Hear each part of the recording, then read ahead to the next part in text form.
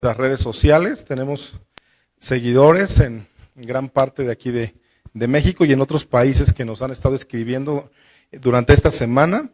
Tenemos un canal de YouTube también que se llama Centro Cristiano Quirios Toluca. Ahí pueden ver nuestras enseñanzas. Y en el Facebook Live también es Centro Cristiano Quirios. Seguimos con nuestra enseñanza sistemática de Romanos, del libro de Romanos. Ya vamos en la número 5. Y hoy toca el tema, los dones. Así es que voy a invitar que abran su Biblia en Romanos 1, versículo 10 al 12. Vamos a ver estos dos versículos ahora nada más, que son con demasiada enseñanza, créanme. También lo podemos ver aquí en la pantalla. ¿Ya lo tienen? Ok. Dice así Romanos 1:10.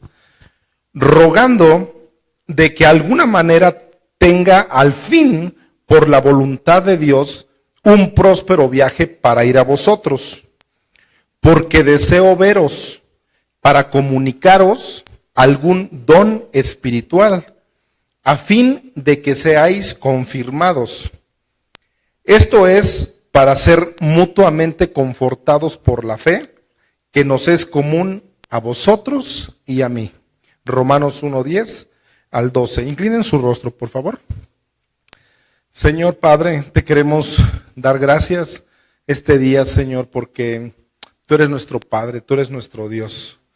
Te queremos agradecer, Padre, por esta alabanza, esta adoración, Padre. Es para ti, es un sacrificio de adoración hacia ti, Padre. Queremos que llegue como un olor fragante delante de tu presencia, Señor.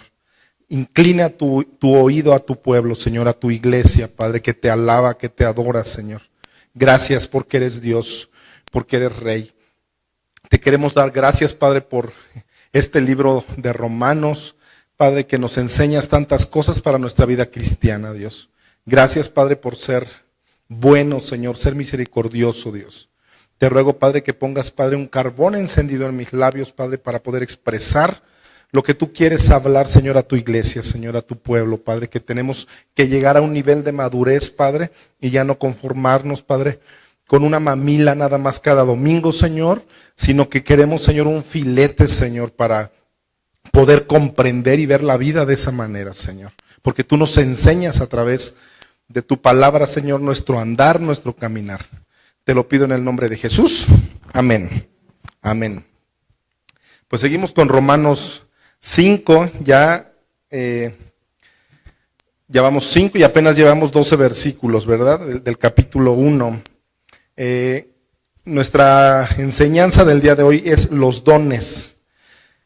Observamos aquí en estos dos versículos que Pablo tenía demasiadas ganas de visitar a los cristianos en Roma. Tenía muchas ganas de irlos a visitar.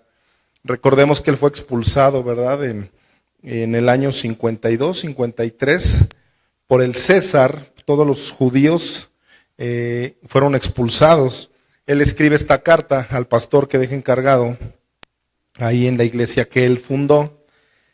Y les escribe al principio, tengo ya muchas ganas de verlos, tengo ganas de ir a Roma. Pero también él, las razones que anhelaba visitar Roma, estudiando, escudriñando bien la palabra, él tenía 4 razones por qué quería regresar a Roma. 3 razones se encuentran en este pasaje que les acabo de leer, 3 razones. Y la 4 la vamos a deducir de otros versículos bíblicos que apoyan todo esto que Pablo hizo hacia los romanos. Amén. La primera razón por la cual el apóstol Pablo anhelaba ir a la ciudad de Roma nuevamente era porque Roma era un lugar estratégico. Un lugar estratégico que existía en aquel entonces porque era la capital del imperio que gobernaba todo el mundo. Y era estratégico porque él quería difundir la palabra de Dios, quería difundir el evangelio, quería difundir la fe, como lo estudiamos hace 8 días. Entonces era muy estratégico el lugar, la ciudad. Por eso el que anhelaba regresar. Fíjense que cuando los líderes espirituales y los pastores nos ponemos de acuerdo para orar, siempre se toman los núcleos de las ciudades o las capitales, por así decirlo. Es donde se comienza a hacer ruido, se empieza a hablar, porque es donde puedes tú a partir de ahí decirle a la gente que existe un Dios, que existe un Cristo que murió por ellos, y que existe un libro que es la Biblia, la palabra de Dios. Es donde tú empiezas a dar tu opinión acerca del aborto, por ejemplo. Puedes dar tu punto de vista sobre el divorcio. Puedes dar tu punto de vista sobre los gays, sobre las parejas que ahora ya la ley quiere establecer, sobre el matrimonio igualitario, es donde tú puedes opinar. ¿Por qué? Porque yo recuerdo que mi abuela decía que todos los problemas llegan a la capital. Entonces, por eso mismo hecho, la capital es el centro donde tú puedes hablar y dar tu opinión. Generalmente están los tres poderes y ahí es donde tu opinión puede ser escuchada y tu voz puede ser oída. Por eso es que Pablo anhelaba regresar, ya que estudiamos que él fue expulsado por el César y muchos judíos, ¿no? Y se encuentra en la ciudad de Corinto, según Hechos 18, con más cristianos, y ahí es donde empieza a escribir la carta a los romanos. Pero él anhelaba, él quería regresar a Roma. Las capitales son centros de atracción de todos los problemas que existen. ¿Estamos de acuerdo? Si hay un problema en un municipio al sur del estado o al norte del estado, pues llega aquí a la capital, que es Toluca. Así era Roma en ese entonces. Las capitales son lugares estratégicos para difundir el evangelio. Si Pablo, hermanos, pudo impactar el mundo antiguo, Pablo sabía que yendo a Roma iba a impactar aún más, iba a crecer el evangelio.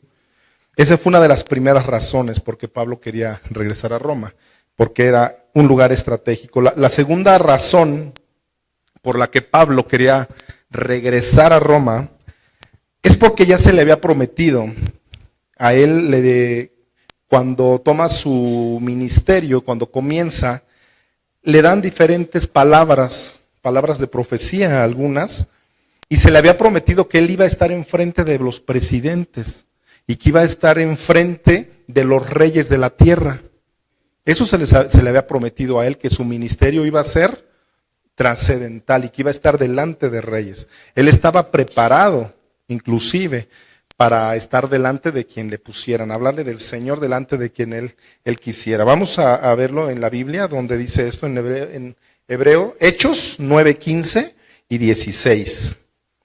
Dice así: el Señor le dijo, ve, porque instrumento escogido me es este, se está refiriendo a Pablo, para llevar mi nombre en presencia de los gentiles, ¿y de qué? Y de reyes, y de los hijos de Israel, porque yo le mostraré cuánto le es necesario padecer por mi nombre. O sea, también no lo iba a tener fácil. O sea que lo que crea que es fácil, levantar una obra, caminar en las sendas del Señor, tienes que padecer.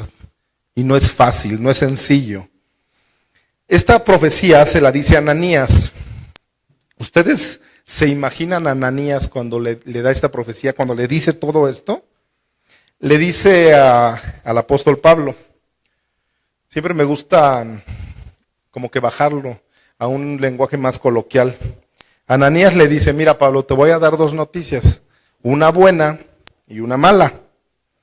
La buena noticia, Pablito, es que tú eres el instrumento de Dios para ir a predicarle a los presidentes y a los reyes de Roma. Pero también te tengo una mala noticia. La mala noticia es que cuando Dios escoge un instrumento para usarlo, ese instrumento debe estar listo, debe estar preparado, debe tener conocimiento. Y que la única forma que vas a estar listo es que tienes que sufrir por el nombre de Jesucristo. Tienes que sufrir por mi nombre, le dice Jesucristo. ¿Cuántos jóvenes, adultos, ancianos Primero buscan la corona y después buscan la cruz. En el cristianismo es al contrario. Primero tienes que sufrir, tienes que padecer por Cristo, y hay muchas formas que padeces por Cristo. Vamos a ver algunas.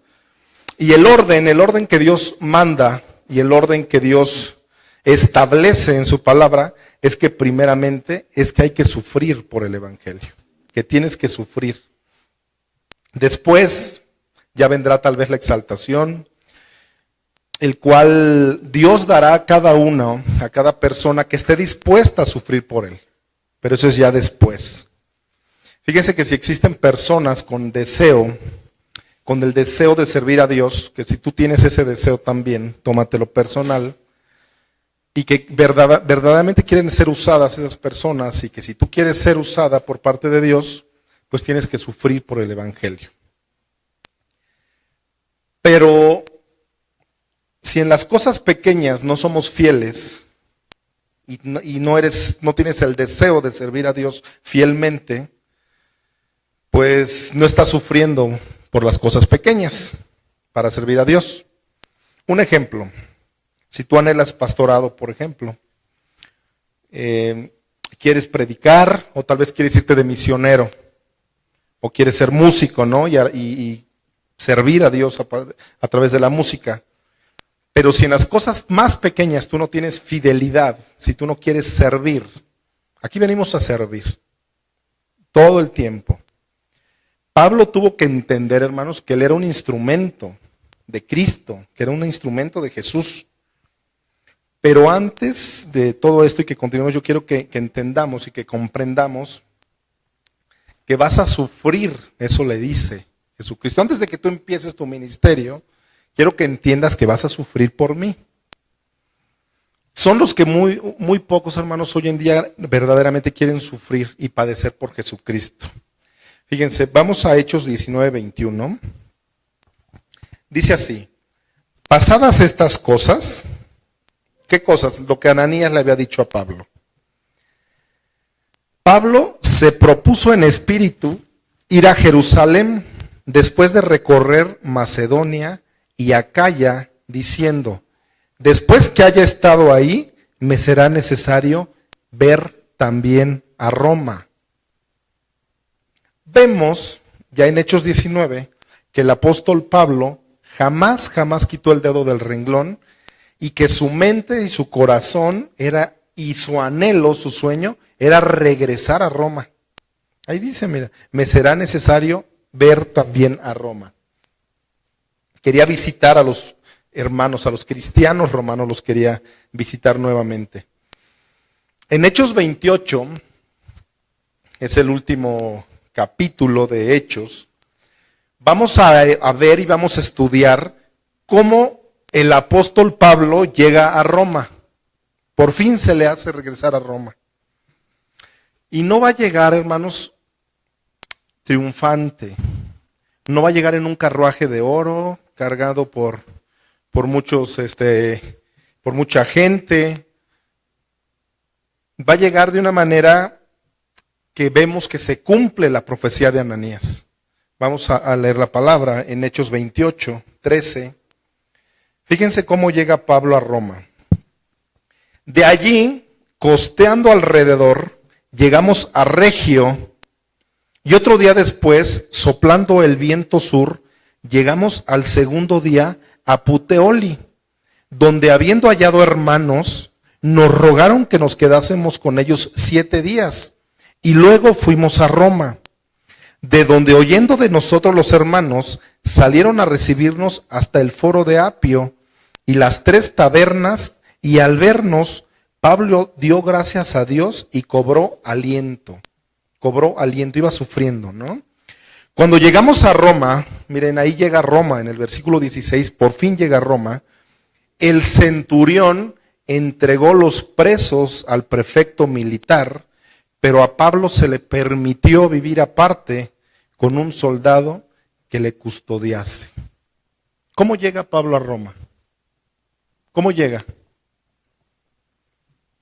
Llegó en un barco y llega preso, encadenado, y con un soldado que lo cuidara las 24 horas del día para que no se le escapara. Yo creo que no era la mejor manera que Pablo tenía ese deseo desde 15, 18 años antes de regresar a Roma. Entonces los caminos de Dios muchas veces no son tus caminos ni tus ideales, o como tú quieras hacer las cosas, o como tú quisieras ver la vida. Ananías le dice, vas a tener que padecer por Cristo. Y yo creo que ahí se cumple. ¿Por qué? Porque imagínate llegar a la ciudad donde tú habías instituido una iglesia, habías puesto un pastor gentil que no era judío, y quería llegar a darles muchas cosas, muchas ideas, como lo vemos en Roma, pero llega custodiado. Él quería llegar a la ciudad a predicar el evangelio y repartir dones, como dice ahí Romanos 1:10. Él no llega como él pensaba, como él quería. No llega a Roma, él llega encadenado, custodiado, amarrado con grilletes.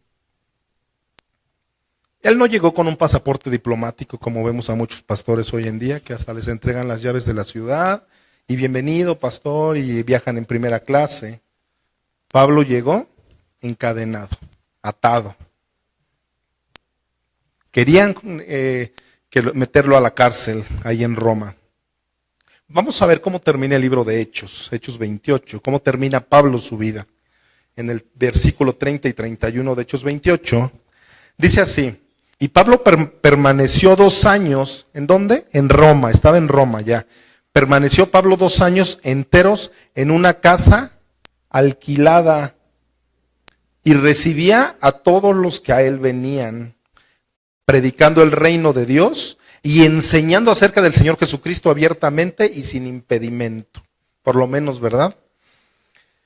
Pablo terminó sus años en una suite presidencial, en el 5º piso, le llevaban de desayunar, su frutita, le ponía miel a la fruta, y si a las 11 de la mañana se metía al spa, que le daran un masajito, con aire acondicionado y mucha comida, ¿verdad? ¿Eso dice Hechos 28? Pablo vio que Dios le abrió una puerta para llegar a Roma, y Pablo llega encadenado físicamente, pero libre en su espíritu. Así llega Pablo a Roma. Al llegar Pablo a Roma, le pudo decir, ¿a esto me trajiste, Dios mío? Y amargarse y decir, ¿sabes qué? ¿A esto he servido a Dios durante 40 años? ¿Para esto ha valido la pena yo sacrificarme y venir y levantar iglesias a cada lugar que voy, en Corinto, en Éfeso, en Tesalónica, aquí en Roma? Señor, ¿ha valido la pena yo hacer todo esto? Cuando él se veía encadenado. Nunca se amargó en su corazón, porque él sabía que iba a sufrir por el evangelio. Jamás se amargó en su corazón, jamás. Pero preso también él, ¿cómo iba a poder predicar? Ese problema también se le venía, porque él sabemos que es un gran evangelista. Todo el tiempo estar predicando de la palabra, divulgando la fe. Pero fíjense que a la vez que Dios le permitía a Pablo de ser vigilado por estos custodios, él halla gracia delante del César de ese entonces, y le prestan una casa donde él pagaba una renta, lo cual a eso a Pablo le permitía que la gente lo visitara y que él les pudiera hablar de la palabra, y que no tuviera ningún impedimento de parte de nadie, de ninguna autoridad. Pablo de esa manera, hermanos, divulga en todo Roma, llena del evangelio, todo Roma de Jesucristo, y sin temor alguno. Ya que podía perder más, Pablo. Así es que con toda libertad, él podía hacer todo esto. Esa es la segunda razón de cómo llega Pablo a Roma. Llega, pero llega encadenado, pero la idea era divulgar la fe. La tercera razón, hermanos, por la que Pablo quería ir a Roma, es porque sí tenía ganas de verlos, de abrazar a los hermanos, a los cristianos, a pesar de todo lo que habían pensado de él, como lo estudiamos hace 8 días, él tenía ganas de verlos. En Romanos 1:11, vamos a leerlo, dice así, porque deseo verlos para comunicarles algún don espiritual a fin de que seas confirmado. A fin de que seas confirmado. Quiero ir para expresarte para que desarrollemos juntos un don espiritual y de que seas confirmados. La iglesia popular, la iglesia católica habla de una confirmación. Cuando tú vas a confirmar tu fe, está mal empleada también, porque vamos a estudiar hoy que realmente cuando tú te confirmas en el Evangelio, cuando tú te confirmas para Jesucristo. Su deseo principal de Pablo era verlos, saludarlos, abrazarlos, pero comunicarles un don espiritual. Vamos a ver cuáles son los dones espirituales que Pablo quería comunicarles. Fíjense que hay dones espirituales propios, el que tú tienes personalmente, el que tiene Jason, pero Romina no lo tiene, el que tiene Gerardo, pero Pamela no lo tiene. Hay dones propios, que cada persona independientemente los tenemos cada uno, ¿no? Pero al mismo tiempo, hermanos, Dios levanta hombres que envía a diferentes iglesias con dones espirituales especiales, muy especiales. Estas personas especiales las vemos y las encontramos en el libro de Efesios. Pablo ya lo había escrito eso.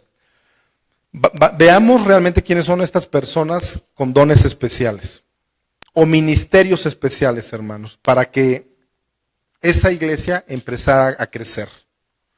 En Efesios 4, 11 y 12 vamos a ver cuáles son estos dones especiales que Dios da a las personas comunes como tú y como yo. Dice así, y Él mismo, cuando habla y Él mismo, ¿a quién se refiere? Que Dios mismo, ¿no?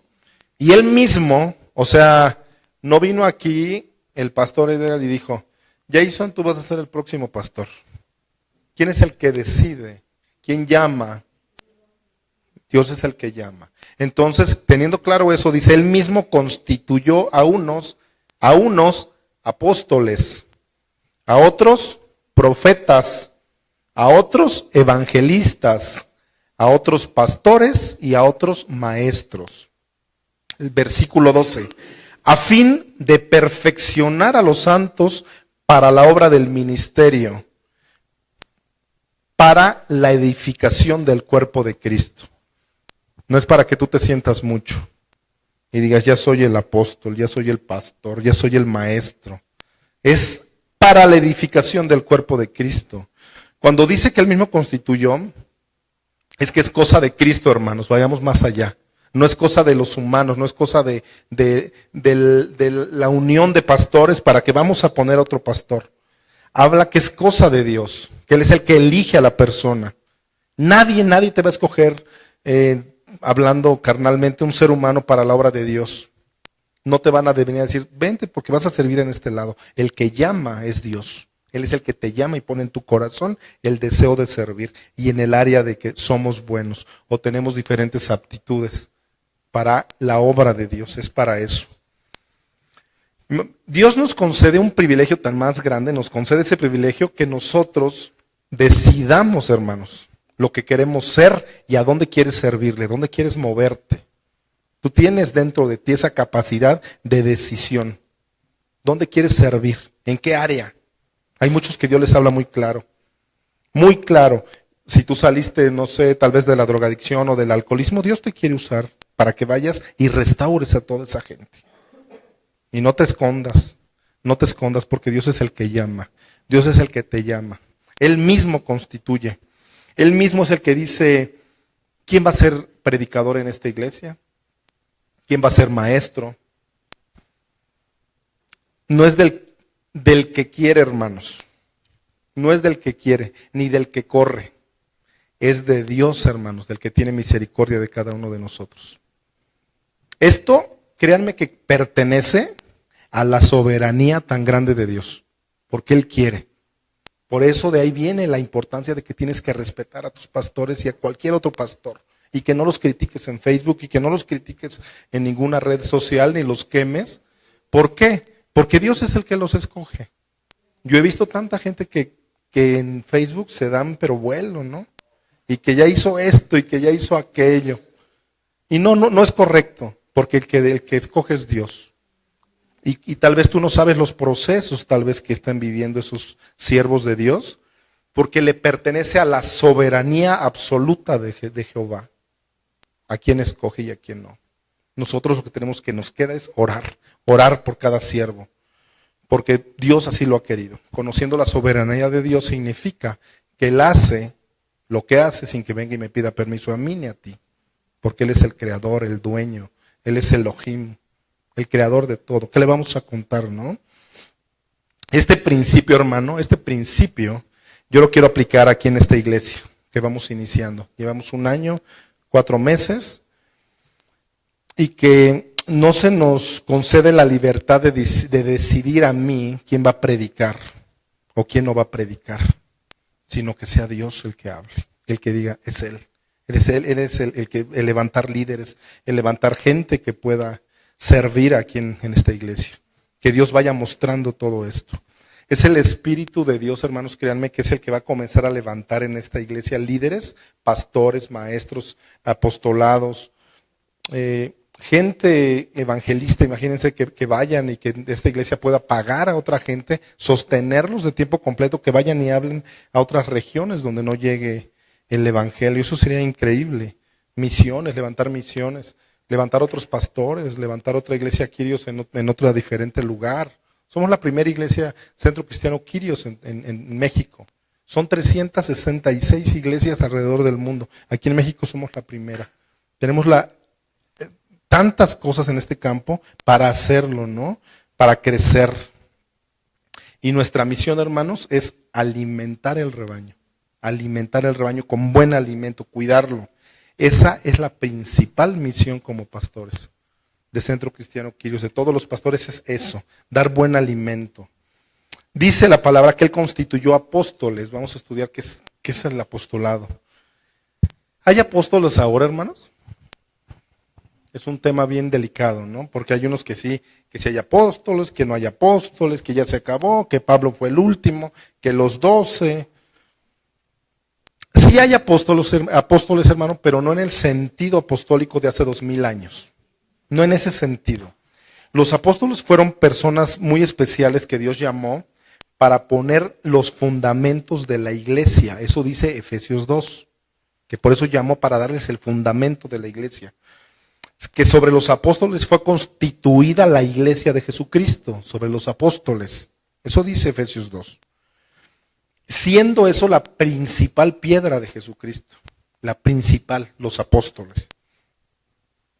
La iglesia, hermanos, fue construida alrededor por el fundamento de los apóstoles. Ese que les quede bien claro, los apóstoles. Los apóstoles de ahora, de este siglo, de este año, o desde hace unos 20 años, que ya muchos se levantan como apóstoles, no son apóstoles en el sentido, hermanos, de hace 2000 años. ¿A qué quiero llegar con esto? Podríamos decir que un apóstol en este tiempo es un misionero. Apóstol es la palabra griega que es el enviado.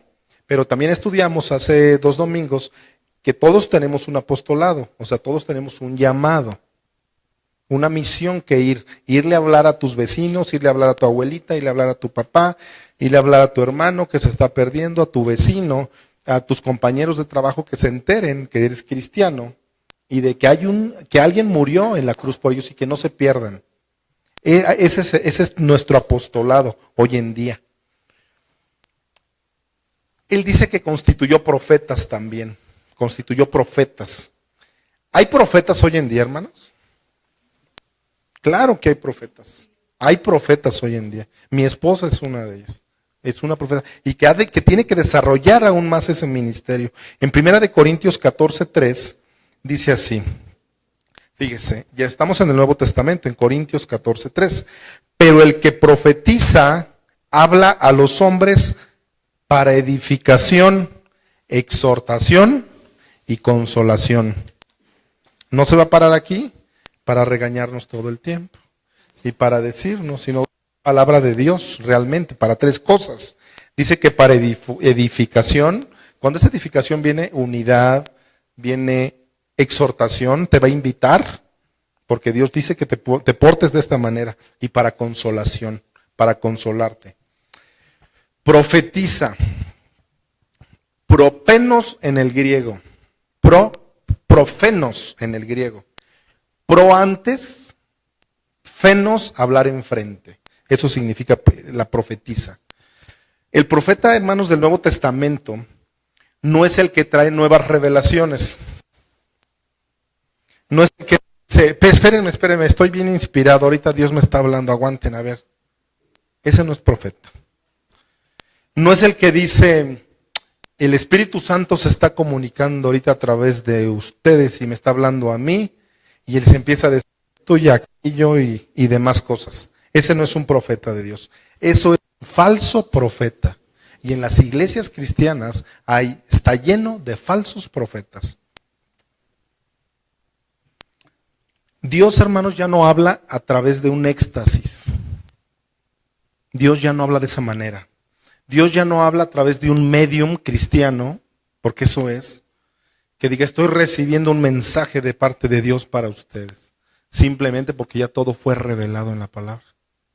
Simplemente. Y dice Pablo, un profeta viene a 3 cosas: edificar, exhortar y consolar. Así es que lo demás viene de Roma, viene del año 325, viene de la iglesia popular, lo demás, porque empiezan a manipular a la gente. He visto casos de que tú te tienes que casar con este y con aquel, y en la luna de miel hasta se divorcian. Porque eso no es real. Dios nos ha dado una libertad, un libre albedrío para que sepas escoger tú y tengas la comunión con Él. Y decidir qué carrera voy a estudiar, con quién me voy a casar, qué voy a hacer, qué carro me conviene comprar más. Pero no tienes ni que venir con el pastor y decir, oye, ¿y si será él o no será él? Tú sabes más que yo. ¿No? Es cuando tú llegas a una madurez espiritual y dependes de Dios totalmente. En el Antiguo Testamento, Dios usaba muchos medios y muchas formas, hermanos, a través de los profetas. Eso es real. Porque venía el profeta y David temblaba, ¿no? Por ejemplo. O muchos hombres de Dios que se apoyaban en los profetas, ¿no?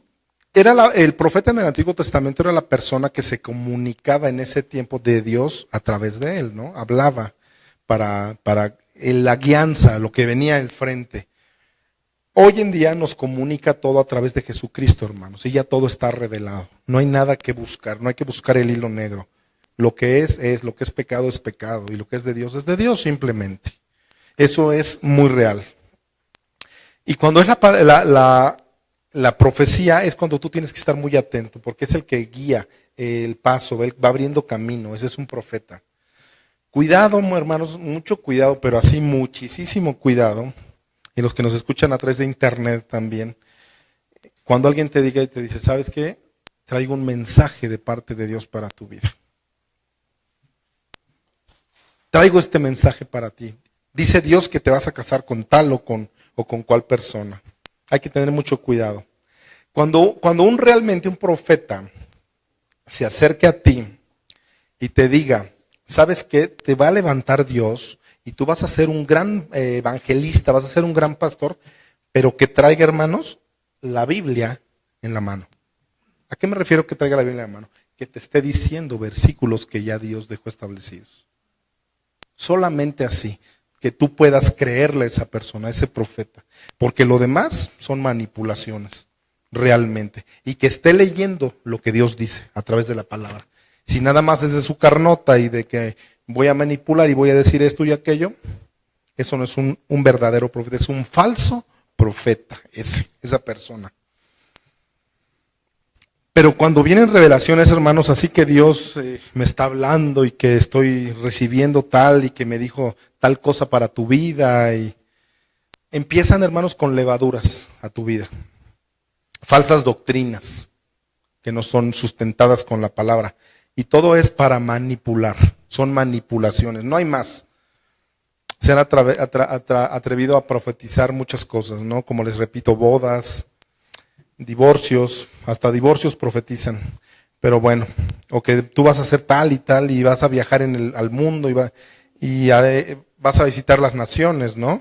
Y aquí, por ejemplo, en Oaxaca es uno de los estados que menos conoce de Dios, porque por su extensión y por tan número de gente que hay, pues primero vamos a hablar de Dios y divulgar la fe en Jerusalén primero. Dice Hechos 1:8, Jerusalén, Samaria y después lo ancho de la tierra. Vamos Ni a tu familia a veces le hablas, pero ya te profetizaron que te vas a ir a Rusia, ¿no? O a Francia. Y está bien, está correcto, pero muchas veces te mandan a Francia o a Europa y ni inglés sabes. Entonces hay que ser bien inteligentes, hay que prepararse para todo eso.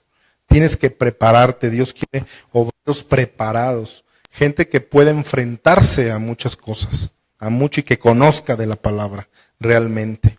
Y cuando tienes el deseo, Dios te apoya, Dios te ayuda, Dios está contigo, te abre camino, te sustenta. Dios ha establecido, hermanos, hoy en día profetas. En el Nuevo Testamento vemos que existen profetas. ¿Sí lo hemos estudiado? Estos son hombres, hermanos, que predican para edificar, dice Pablo, para consolar, para exhortar, no para espantarte. Al revés. ¿Quiénes son profetas hoy en día entonces? Para quedar claro esto. ¿Saben quién es un profeta? Un profeta es un maestro, un predicador, un apóstol o un evangelista. Ese es un profeta hoy en día. El que va a hablar de parte de Dios, pero cosas que vienen en la Biblia. Nada de revelaciones nuevas, porque hay revelaciones ya, ni mucho menos. Habrá alguna iluminación para ti, pero ya todo está revelado a través de la palabra. Dios también dice que constituyó evangelistas. Evangelistas, palabra griega, evangelos, significa buena noticia o buen mensaje, el que va a difundir el evangelio, difundir el cristianismo. Ese es un evangelista. ¿Quiénes tienen ese don, hermanos, de evangelista? A lo mejor tú puedes identificarte con algo de lo que estoy leyendo. Un evangelista, hermano, es la persona que tiene el don de predicarle a una persona, tiene el don de predicarle a 5 personas, tiene el don de predicarle a 50 personas, a 1000 y hasta 50,000 personas. Ese es el que tiene el don del evangelismo. Que tú estás en la parada del camión y ya le estás hablando del Señor. Oye, ¿sabes que existe un Dios? Al mesero, a todo mundo le estás hablando de Dios porque quieres que conozcan. El evangelista es el que tiene el don de estar viajando también. Viajando mucho tiempo a diferentes partes del país, del mundo. Y continuamente está levantando iglesias. Ese es un evangelista que lleva el evangelio de Jesucristo. Ese es el evangelista. Pablo era evangelista 100%. Era maestro también. Era profeta, lo vemos en la palabra. Pablo, después de Jesucristo, era el que mayor revelación tenía para expresarte todo el Antiguo Testamento.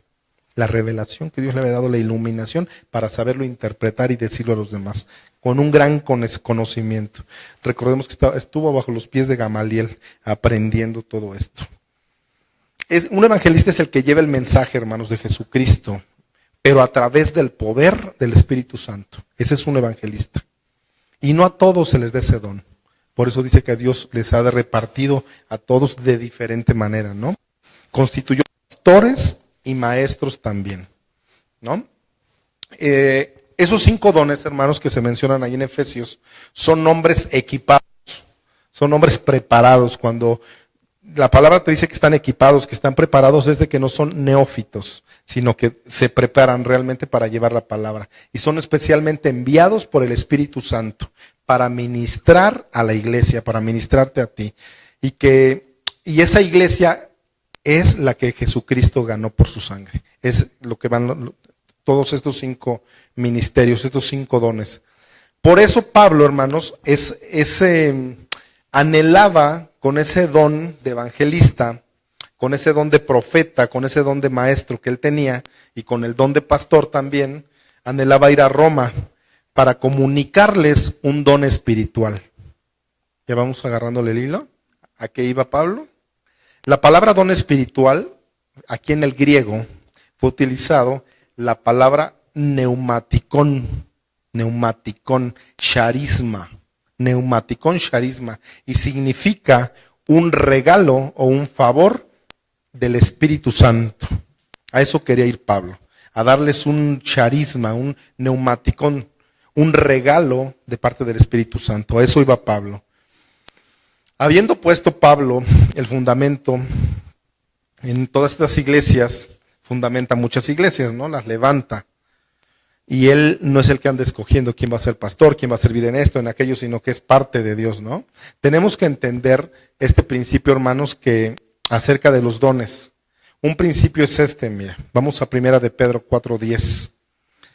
Este es un principio que tenemos que aprender de estos dones. Dice, cada uno según el don que ha recibido, ministrelo a los otros como buenos administradores de la multiforme gracia de Dios.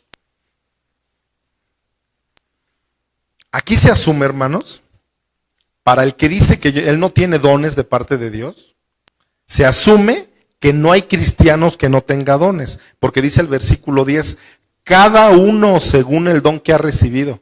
No dice, algunos han recibido dones. Aquí vemos que todos tenemos algo especial que podemos ofrecerle a Dios.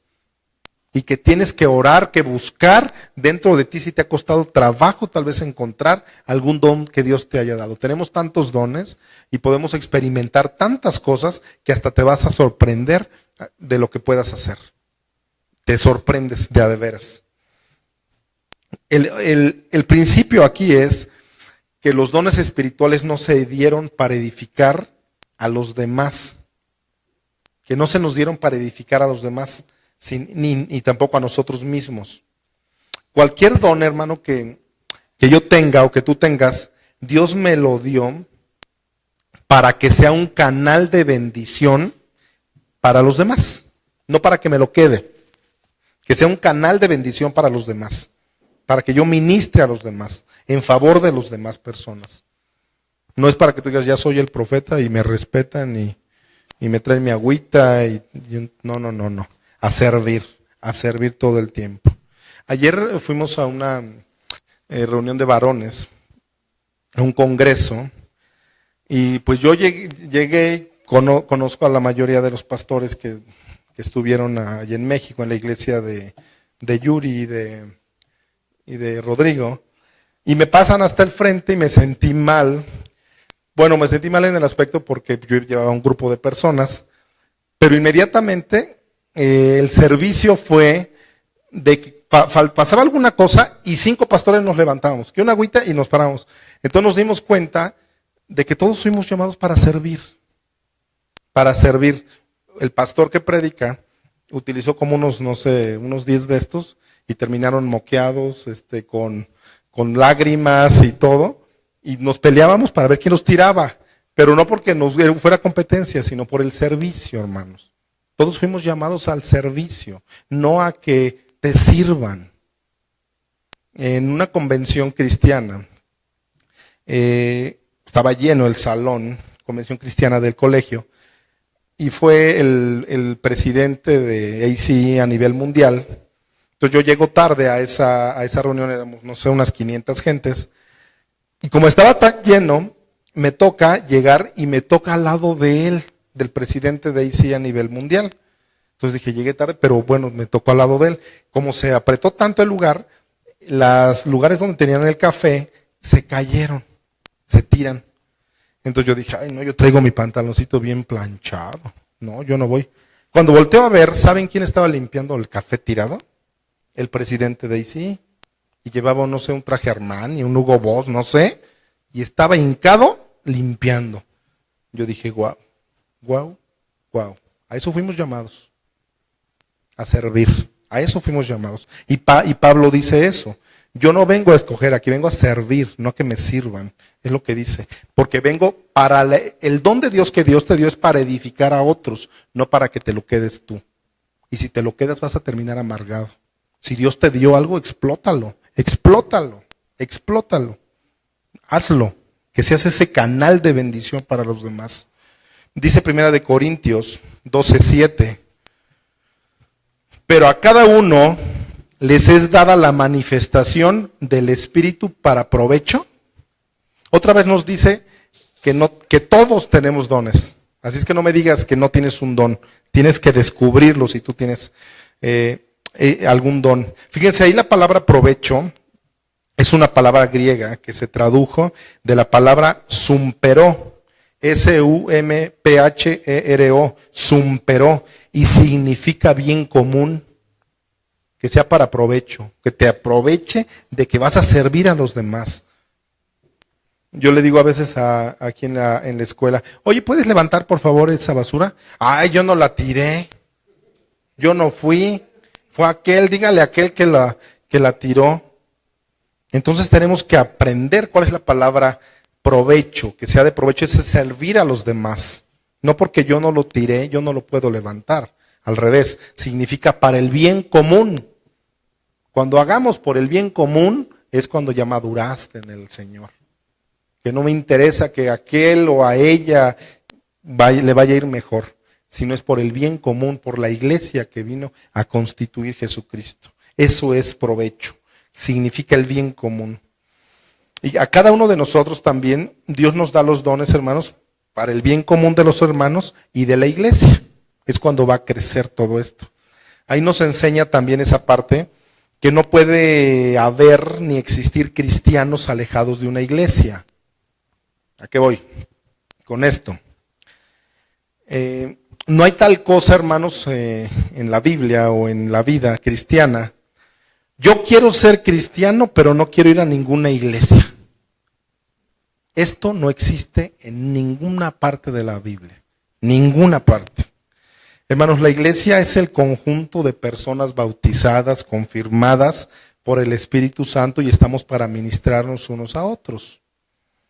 Si tú quieres ser cristiano, ya de veras, y no quieres venir a la iglesia, o sin tener que ver con los demás hermanos, lo tuyo no es cristianismo. Yo le llamo a todo eso filosofía humanista,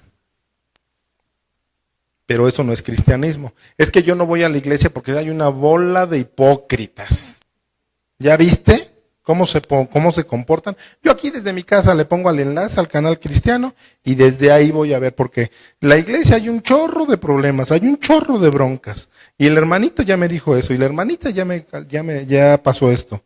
Dice Pablo que la iglesia es donde tú te vas a formar y te vas a constituir de tal manera de que el hermano que te está cayendo gordo y el hermano que te está cayendo bien, haya una comunión en todo, por el bien común. Y es donde tú vas a crecer como persona, en tu mente, en tu corazón, porque es aquí donde Dios quiere y instituyó esto de la iglesia, que te congregues. Así que el que no se quiera congregar, que porque no quiere venir, eso es puro pensamiento humanista, totalmente. Eso no es cristianismo. El cristianismo es de que enfrentemos nuestros problemas y de que sepamos desarrollarlos. Amén. Dice 1 Corintios 14, 3 y 4. Fíjense, dice así. Pero el que profetiza habla a los hombres para edificación. Otra vez, para edificación, para provecho, para bien común, exhortación y consolación. Pero si yo no pierdo de vista el bien común para la iglesia, voy a exhortar, pero que sea para el bien común de todos. Y consolación, para el bien común. El que habla en lengua extraña, a sí mismo se edifica, pero el que profetiza, edifica a la iglesia. ¿Qué nos quiere decir el apóstol Pablo aquí? Que si hay dones también para mi propia edificación. Bueno, entonces, si hay o no hay, pastor, para mi propia edificación, ¿no que es para los demás? Sí hay. Pablo nos enseña un principio bien grande, por eso tenemos que escudriñar la palabra. Dice, el don que recibas de parte de Dios, un ejemplo, ya sea el don de lenguas, que tú puedas hablar en lenguas, o el don de la danza, como aquí como nuestras danzarinas. Cualquier don que tú recibas o que yo reciba de parte de Dios tiene un propósito.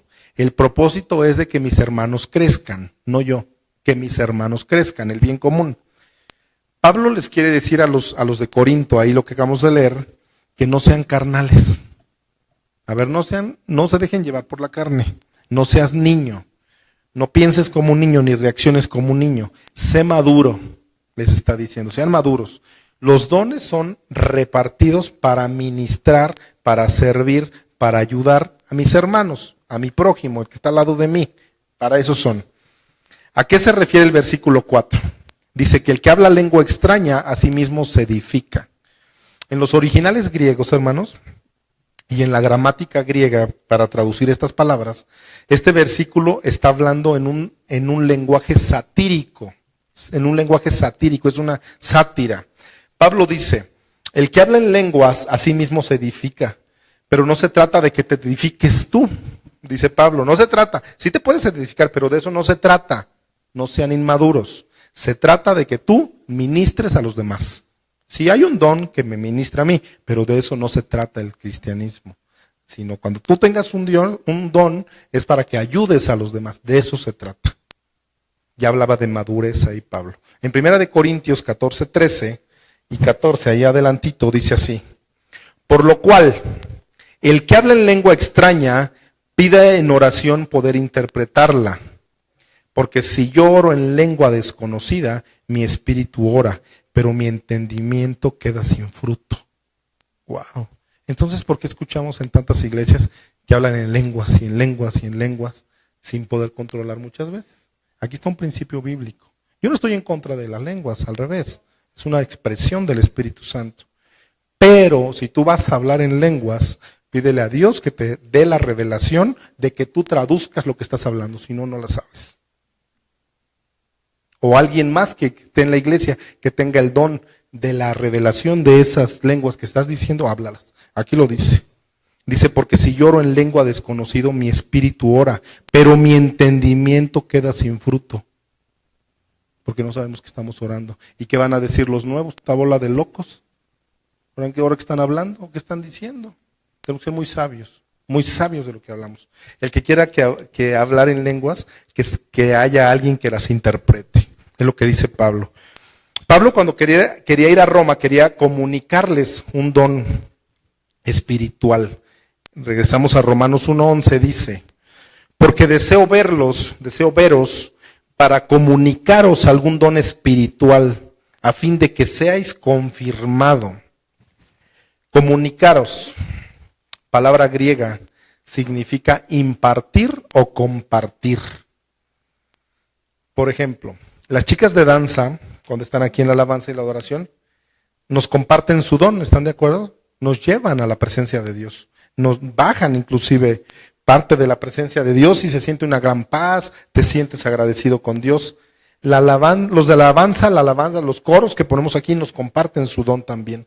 Y eso lo hacen para el bien común.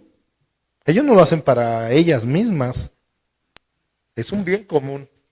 Bajan, nos comparten de su ministerio, para el bien común de la iglesia. Pablo decía, esa ciudad de Roma es estratégica. El César tiene que oír de Dios, porque a mí me profetizaron que yo tenía que hablar delante de reyes. Tiene que escuchar de Dios. El motivo más profundo de ir a la iglesia de Roma y el motivo más grande de que tú y yo nos congreguemos es de que esta iglesia sea confirmada en la fe. Ese deseo tenía Pablo, de que seas confirmado. La palabra confirmar, anótalo, en el griego significa hacer firme o poner a alguien estable. O sea que tal vez llegan inestables a la iglesia, no están firmes. La palabra confirmar es de que se establezcan en la fe. Y la fe ya la estudiamos, ¿qué fe tenemos, no? La principal es de que Jesucristo vino, siendo Dios, pisó esta tierra, que murió, pero resucitó y que ascendió. Esa es nuestra verdadera fe. A eso creemos de Jesucristo. Esa es tu verdadera fe. Ese es el motivo de que te tienes que confirmar.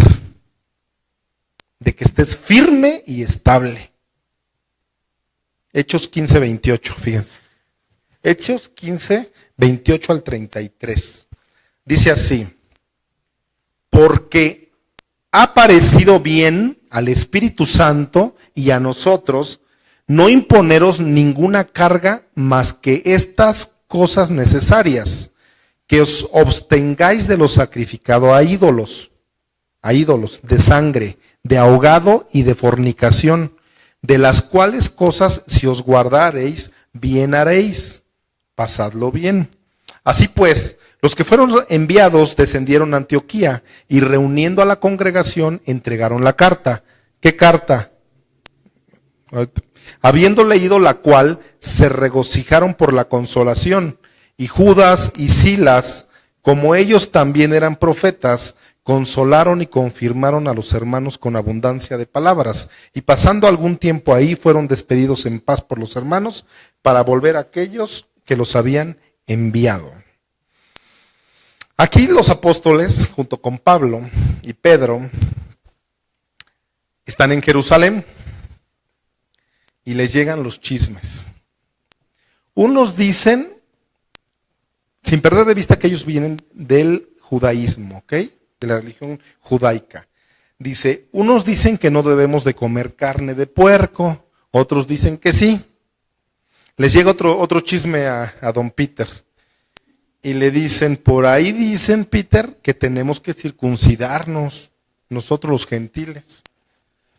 Otros dicen que no tenemos el Espíritu Santo, que no puedo hablar en lenguas. Y que si hablo, que tengo que tener el don de interpretación. ¿Ustedes qué opinan? Así les empezaron a llegar ya todos los problemas. Les llegan tantas controversias alrededor de la iglesia, tantas, así demasiadas, que se juntan los apóstoles, los principales, y hacen un primer concilio, según Hechos 15, que es un concilio, una asamblea, una reunión para determinar qué se iba a hacer y en qué se iba a creer y en qué no se iba a creer. Hasta el día de hoy, ese concilio todavía nos sigue y sigue en pie. Fíjense, ese concilio lo preside Jacobo, el hermano de Jesucristo, el hermano en carne, y están decidiendo qué abolir, qué quitar, qué no poner del Antiguo Testamento. Ya habían empezado desde ahí en Hechos 13, y llegan a una conclusión, que solamente tenían que guardar 3 cosas del Antiguo Testamento. 3 cosas tenían que guardar. La primera, que no podían comer sangre. Dice, pues nunca la hemos comido, decían los judíos, pues no podemos comer, pues no la tenemos que comer. No la podemos comer ni la comeremos, pero que se quede establecido. Así es de que, hermano, no puedes comer tus taquitos de moronga el domingo en la plaza. Está prohibido. Porque en la sangre, hermanos, posee todo lo valioso. Es portadora de la vida, la sangre. Por ese simple hecho, dice Jacobo, Jacobo y los demás apóstoles, no vamos a comer sangre. Hermanos, yo les recomiendo que cuando, por ejemplo, vayas a matar un pollo, si es que lo matas en tu casa o algo por el estilo, un guajolote o algo que te guste hacer, cocina en tu casa, que no lo ahogues, porque hay mucha gente que lo ahoga y así se muere el guajolote o el pollo. Lo que es recomendado es que le cortes el cuello y que se escurra toda la sangre y que salga la sangre, y ya después lo guisas y te lo comes. Eso es lo que les estaba diciendo todos los judíos y los apóstoles judíos a toda la iglesia. Tenemos que tener en cuenta que ellos venían pues son judíos y tienen una manera bien especial de comer, muy especial. Entonces, cuando llegan al cristianismo, llegan al mesianismo, les empiezan a cambiar las ideas de hasta cómo tenían que comer, sin perder de vista esto. Pero en términos generales, a nosotros, como no judíos de nacimiento, te dicen, no comas sangre. Y si vas a matar a uno, te dan las instrucciones de cómo debes de matar al pollito o al guajolote. 2, la segunda conclusión que llegan en ese concilio es abstenerse de fornicación. Y esto sigue en todo el Nuevo Testamento. Desde Génesis 6 vemos cuando llegan los ángeles a Sodoma y Gomorra, ¿por qué vino esa muerte de tanta gente? ¿No? Murieron cerca de 23,000 gentes en Sodoma y Gomorra, y todo fue por la fornicación.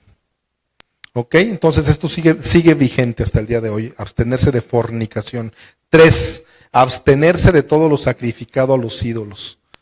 Eso es lo que sacaron del Nuevo Testamento, del Antiguo Testamento, y siguió para el Nuevo Testamento. Así, hermano, que abstenerse a todo lo sacrificado a los ídolos va hoy en día a de que tú no puedes ir a un bautizo de un familiar. Si alguien bautiza en la iglesia popular, pues no vayas, porque todo lo que hacen está sacrificado a los ídolos.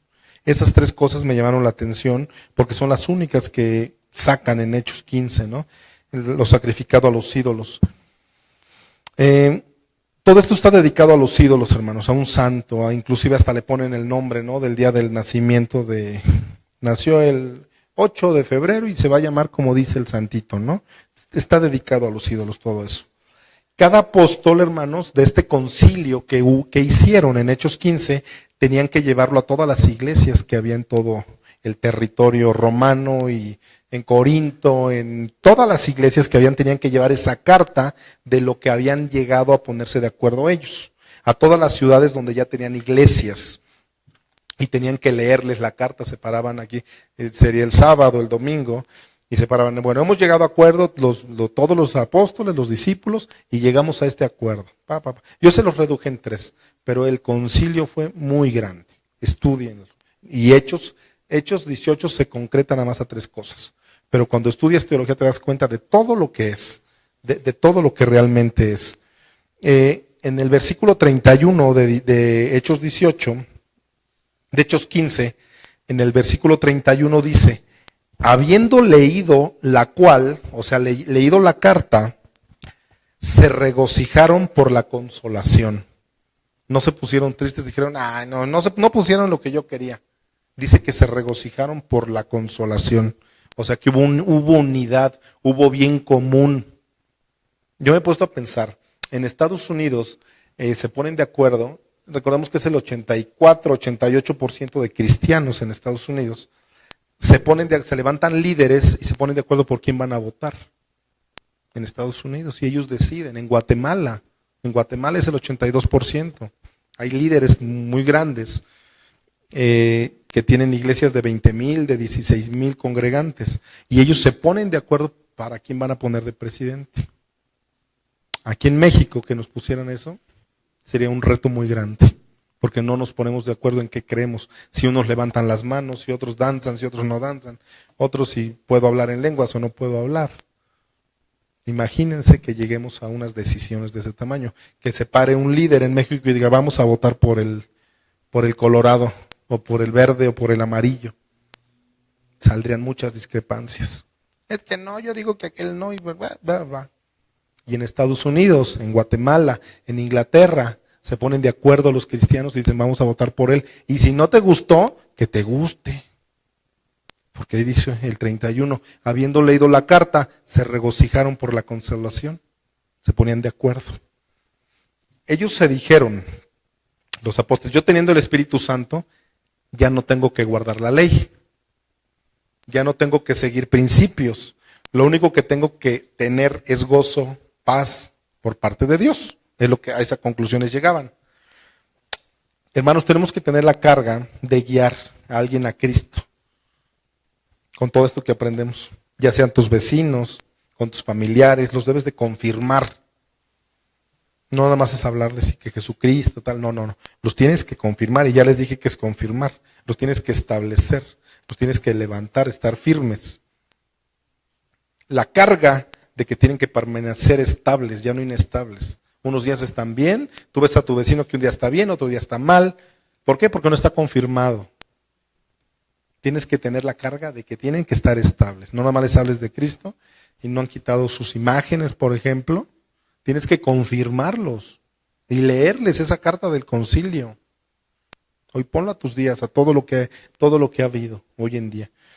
Todo lo que lleva en sí el cristianismo, hermano. Tienes que tener la carga. Tienes que tener el corazón de Jesucristo. Esa carga tenemos que tener, hermanos. Y nosotros tenemos que llegar a ser una iglesia madura. Así Dios nos está llamando. Una iglesia que seamos fuerte en doctrina, en conocimiento. Que tú sepas en qué creemos. Que te pregunten algo y sepas de qué están hablando. Y oye, ¿qué opinas del aborto? ¿Y qué opinas de los gays? ¿Y qué opinas del matrimonio igualitario? ¿Qué opinas? ¿Qué dice la Biblia acerca de eso? Que digan, pues no sé, déjale hablar al pastor o déjale hablar al hermanito. O déjalo busco en el Google, ¿no? A ver qué opina el internet. Tenemos que ser una iglesia madura. ¿Qué opinas del divorcio? ¿Qué opinas del aborto? ¿Qué opinas de tal cosa? Hermanos, hoy en día se necesitan iglesias fuertes doctrinalmente hablando. Fuertes, así grandes, que tengan conocimiento, no neófitas. No neófitas, bien trazado el conocimiento. Bien trazado. ¿Y saben por qué? Por amor de las almas que no se estén perdiendo. ¿Tú sabes cómo le puedes hablar a un millennial hoy en día? El millennial es el que está todo el día en la computadora, con el teléfono. Si tienes algo parecido en tu casa, ese es un millennial. que nacieron después del año 2000, que están capacitados a utilizar una computadora sin que alguien les haya capacitado. ¿Sabes cómo puedes hablarle de Dios a él? En su idioma, y son youtubers y que no sé qué tanto rollo. A eso tienes que capacitarte hoy en día, estar al día de todo eso. Y tener el conocimiento confirmados de que en qué iglesia estás, en qué crees, cuáles son tus bases. Hay iglesias, hermanos, que yo he visitado, que las ovejas saben cómo piensa el pastor, ¿eh? Es que el pastor piensa de esta manera. Y muchas veces, en la mayoría de las iglesias, no se sabe cómo piensa el pastor, en qué cree, cuál es su visión de la iglesia. Y es triste, ¿no? Yo he llegado a iglesias donde decía, es que el pastor hacía, y el pastor le gusta así, así, así, porque sabe cómo está trazado el camino. Y esa es una iglesia madura. ¿Ok? Vamos a regresar a Romanos 1. Romanos 1:12. Dice, esto es para ser mutuamente confortados por la fe que nos es común a vosotros y a mí. Mucha humildad de parte de Pablo en este versículo, hermanos. Demasiada humildad. Dice, para que mutuamente nos confortemos. Tomando en cuenta lo que les platiqué hace 8 días, todo lo que estaba sucediendo en la iglesia de Corinto, de Roma, dice Pablo, yo los quiero ir a ver para que mutuamente nos confortemos. Deja a un lado las envidias, los malos entendidos, engaños, rollos. Dice, vamos a mutuamente a confortarnos. A Pablo le alegraba, hermanos, que estuvieran con entusiasmo, que estuvieran alegres, contentos, animados por congregarse, por leer la Biblia. A eso le animaba a Pablo, por los estudios bíblicos, por los discipulados, de que aprendieras. Cuando vaya a Roma, vamos a ser mutuamente confortados, porque han seguido lo que les estoy diciendo. La palabra confortados se utiliza ahí es la misma vocablos que se utilizan para consolar. Dice que nos consolemos mutuamente. Dice Pablo, vamos a consolarnos mutuamente. Vean en este versículo, en este libro que les voy a leer, en esta parte de Corintios, y vayan anotándola, cuántas veces dice consolar. ¿Cuántas veces dice Pablo consolar? En 2 de Corintios 1, 3, 7. Pablo tenía muy, muy presente esto. Mire, vean, los van leyendo en su mente, dice. La palabra consolar. Bendito sea el Dios y Padre de nuestro Señor Jesucristo, Padre de misericordias y Dios de toda consolación, el cual nos consuela en todas nuestras tribulaciones, para que podamos también nosotros consolar a los que están en cualquier tribulación, por medio de la consolación que nosotros somos consolados por Dios. Porque de la manera que abundan en nosotros las aflicciones de Cristo, así abunda también por el mismo Cristo nuestra consolación. Pero si somos atribulados, es para vuestra consolación y salvación. O si somos consolados, es para vuestra consolación y salvación, la cual se opera en el sufrir las mismas aflicciones que nosotros también padecemos. Y vuestra esperanza respecto de vosotros es firme, pues sabemos que así como sois compañeros en las aflicciones, también lo sois en la consolación. En 6 versículos habla 10 veces, más o menos, de consolarnos. Es una regla, es una ley que él saca inclusive del Antiguo Testamento al Nuevo, que tenemos que confortarnos. Y eso lo podemos ver en el Antiguo Testamento y hoy en día con los judíos. Se consuelan entre ellos, se ayudan entre ellos, sus redes que tienen como judíos, ¿sí o no? Tienen un problema uno y todo sobre él, vamos a ayudarle. Pero aquí vemos que alguien ya se tropezó o hizo algo y vamos a hacerlo leña, vamos a exponerlo en Facebook. Pablo sabía muy bien eso y los judíos lo saben muy bien. Yo por parte de mi negocio tengo que comprar telas. Y cuando voy a comprar tela al DF, ellos tienen radio donde tienen comunicación. Son judíos ellos los dueños de todo esto. Y me dice, ¿qué crees que esa tela ya no la tengo? Pero espérame, déjale, hablo al hermano Abraham y al hermano Jalil y tal. Así, y se hablan entre ellos. Oye, brother, ¿tienes la tela? Tal, ¿por qué aquí la vienen? Sí, te la tengo en 10 minutos, espérame, voy por ella. Y los mexicanos o latinos Que la venda él, yo no tengo, hay que la busque. Pero se ayudan entre ellos. Yo me imagino, no sé si le vendió 1,000 metros de tela, pues le dará 10 centavos por tela, se ganó 1,000 pesitos por vender la tela, ¿no? Pero se ayudan entre ellos. No es echarnos tierra entre nosotros. Eso Pablo lo sabía muy bien, a eso se refiere. Consolarnos, confortarnos, ayudarnos, ser una familia. Ayer un pastor que fundó un grupo de los Abelardos en la época de los 90, un grupo de música grupera. ¿Sabes cómo se refería a todos nosotros cuando nos hablaba familia? Y eso me llamó la atención. Abelardo, el pastor Abelardo. Fue una predicación breve pero muy concisa, donde hablaba del perdón. Pero cada que se refería a nosotros nos decía familia. Pablo dice aquí, consolémonos unos a otros, somos familia, somos hermanos. Familia. Me gustó cómo lo decía, familia. Y en la familia hay personas que no te caen bien. Hay personas que tienes que aguantarlas. Hay personas porque, bueno, eso es una familia, ¿estás de acuerdo? Esa es una familia. Y así nos decía ayer, familia. Y se refería, en vez de decirnos hermanos, familia.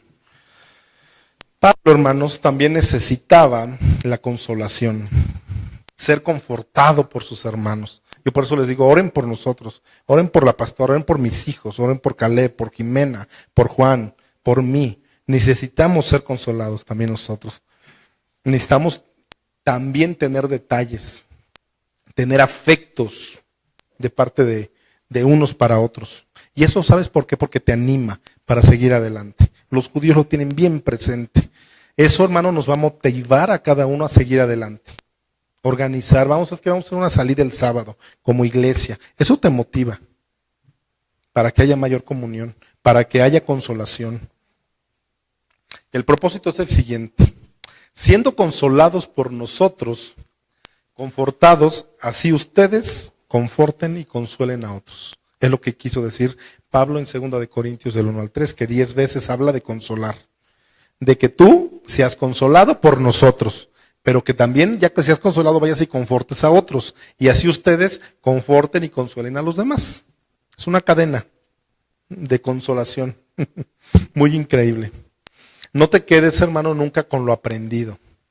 Es para darlo a los demás, para compartirlo. Eso es algo, una regla. Si yo sé algo y sé que está en el error la persona de enfrente, si yo lo sé, es mi obligación, gracias, decirlo. Sabes que estás en este error porque la Biblia dice eso, pero en amor, en unidad, en consolación, confortándonos unos a otros.